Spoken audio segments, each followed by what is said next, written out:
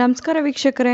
ಈ ವಿಲ್ಗಳನ್ನ ಯಾರು ಜಾರಿ ಮಾಡ್ತಾರೆ? ವಿಲ್ ಬರೆದಿಟ್ಟಿರ್ತೀವಿ, ಅವರು ತೀರೋಗಿರ್ತಾರೆ. ಆ ವಿಲ್ ಎಲ್ಲಿರುತ್ತೆ ಅಂತ ಗೊತ್ತಿರಲ್ಲ. ಹೇಗೆ ಈ ವಿಲ್ನ ತಿಳ್ಕೊಳ್ಳೋದು, ವಿಲ್ ಇದೆಯಾ ಇಲ್ವಾ ಅನ್ನೋದು ಹೇಗೆ ಗೊತ್ತಾಗುತ್ತೆ ಅಂತ ಕೆಲವ್ರಿಗೆ ಗೊಂದಲಗಳಿರುತ್ತೆ. ಇಂಥ ಸಂದರ್ಭದಲ್ಲಿ ವಿಲ್ನ ಬರೆಯೋ ಅಂಥವ್ರು ಏನು ಮಾಡಬೇಕು, ಅದನ್ನು ಯಾರು ಮುಂದೆ ಈ ಒಂದು ವಿಲ್ನ ಪ್ರೊಸೀಡಿಂಗ್ ಮಾಡಬೇಕು ಅಂದರೆ ಈ ವಿಲ್ಲಲ್ಲಿರೋಂಥ ವ್ಯಕ್ತಿಗೆ ಆ ಒಂದು ವಿಲ್ಲಲ್ಲಿರೋಂಥ ಆಸ್ತಿಗಳನ್ನ ತಲುಪೋ ಹಾಗೆ ಯಾರು ಮಾಡಬೇಕು ಅಂತೇಳಿ ಆ ವಿಲ್ನಲ್ಲೇ ಸೂಚನೆಯನ್ನು ಮಾಡಿರ್ತಾರೆ ಕೆಲವೊಂದು ಸಲ.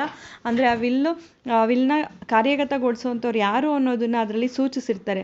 ಇಂಥ ವ್ಯಕ್ತಿಗೆ ನನ್ನ ಆಸ್ತಿಯನ್ನು ಹಂಚಿಕೆ ಮಾಡಬೇಕು ಅಥವಾ ಇಂಥ ಕಾರ್ಯಗಳನ್ನ ಮಾಡಬೇಕು ಅಂತೇಳಿ. ಅಥವಾ ಯಾವುದೂ ಮಾಡದೇ ಇದ್ದಾಗ ಅಡ್ಮಿನಿಸ್ಟ್ರೇಟರ್ ಅಂತ ಏನಂತ ಹೇಳ್ತೀವಿ, ಅವರ ಮುಖಾಂತರ ನಾವು ಈ ಒಂದು ವಿಲ್ಲನ್ನು ಪ್ರೊಸೀಡಿಂಗ್ಸ್ ಮಾಡ್ತಾರೆ.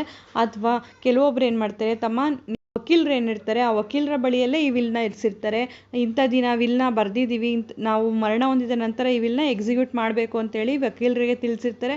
ಅದನ್ನು ಗೌಪ್ಯವಾಗೂ ಇಡ್ಬೋದು ಅಥವಾ ಎಲ್ಲರಿಗೂ ತಿಳಿಸಿನೂ ಕೂಡ ಇಡ್ಬೋದು. ಅದು ವಕೀಲರ ಬಳಿ ಆದರೂ ಇಡ್ಬೋದು ಅಥವಾ ಯಾವುದಾದ್ರು ಒಂದು ಬ್ಯಾಂಕ್ ಲಾಕರ್ಗಳಲ್ಲಿ ಇಟ್ಟು ತಮ್ಮ ಮರಣದ ನಂತರನೇ ಈ ಒಂದು ವಿಲ್ನ ತೆಗಿಬೇಕು ಅಂತ ಹೇಳಿ ಲೆಟ್ರ್ ಮಾಡಿಸಿ ಇಡೋವಂಥದ್ದು ಇರುತ್ತೆ.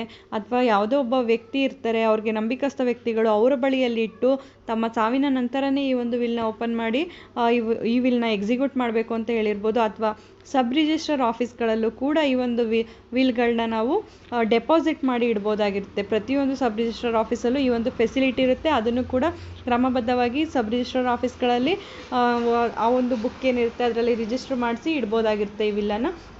ಅವರು ತೀರ್ಕೊಂಡ ನಂತರ ಅದರ ಪ್ರೊಸೀಡಿಂಗ್ಸ್ ಏನಿರ್ತಾರೆ, ಡೆತ್ ಸರ್ಟಿಫಿಕೇಟ್ನ ತೆಗೆದುಕೊಂಡು ಕೊಡೋದ್ರ ಮುಖಾಂತರ ಈ ರೀತಿಯಲ್ಲಿ ನಾವು ಅದನ್ನು ಎಕ್ಸಿಕ್ಯೂಟ್ ಮಾಡಿಕೊಡ್ಬೋದಾಗಿರುತ್ತೆ. ಈ ಎಲ್ಲ ರೀತಿಯಲ್ಲೂ ಕೂಡ ಒಂದು ವಿಲ್ನ ನಾವು ಸೇಫ್ ಮಾಡ್ಬೋದಾಗಿರುತ್ತೆ. ಈ ವಿಲ್ನ ಯಾರು ಬರೀತಾರೋ ಅವರು ಅದನ್ನು ಯಾರಿಗೆ ತಲುಪಬೇಕು ಅಂತ ಇರುತ್ತೋ ಅವ್ರಿಗೆ ತಲುಪೋವರೆಗೂ ಯಾವೆಲ್ಲ ಕ್ರಮಗಳನ್ನ ತೆಗೆದುಕೋಬೇಕು ಅನ್ನೋದನ್ನು ನೋಡಿಕೊಂಡು ಈ ಒಂದು ವಿಲ್ನ ಮಾಡಬೇಕಾಗುತ್ತೆ. ಯಾವುದೇ ಒಂದು ವಿಲ್ ಆಗಿರ್ಬೋದು, ಆ ವ್ಯಕ್ತಿ ಮರಣ ಆಗೋದಕ್ಕಿಂತ ಮುಂಚೆ ಯಾವೊಂದು ವಿಲ್ ಬರೆದಿರ್ತಾರೋ, ಅವ್ರು ಎಷ್ಟೇ ವಿಲ್ಗಳನ್ನ ಬರೆದಿರ್ಬೋದು, ಮರಣಕ್ಕೂ ಮುಂಚೆ ಯಾವ ವಿಲ್ಲನ್ನು ಬರೆದಿರ್ತಾರೆ ಆ ವಿಲ್ಲೇ ಅಸ್ತಿತ್ವಕ್ಕೆ ಬರುವಂಥದ್ದು.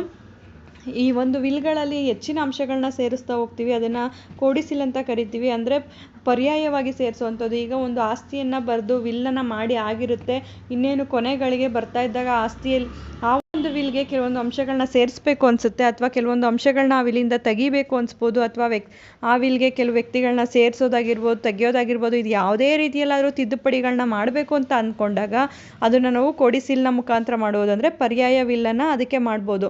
ಹಳೆಯ ವಿಲ್ನ ಕ್ಯಾನ್ಸಲ್ ಮಾಡಲೇಬೇಕು ಅಂತೇನಿಲ್ಲ, ಅದಕ್ಕೆ ಪರ್ಯಾಯವಾಗಿ ಅಂದರೆ ಅದ್ರ ಜೊತೆಗೆ ಇದು ಕೂಡ ಕಾರ್ಯಗತದಲ್ಲಿ ಇರುತ್ತೆ ಅಂತ ಹೇಳಿ ಮಾಡ್ಬೋದಾಗಿರುತ್ತೆ. ಇದನ್ನು ನಾವು ಕೋಡಿಸಿಲ್ ಅಂತ ಕರಿತೀವಿ.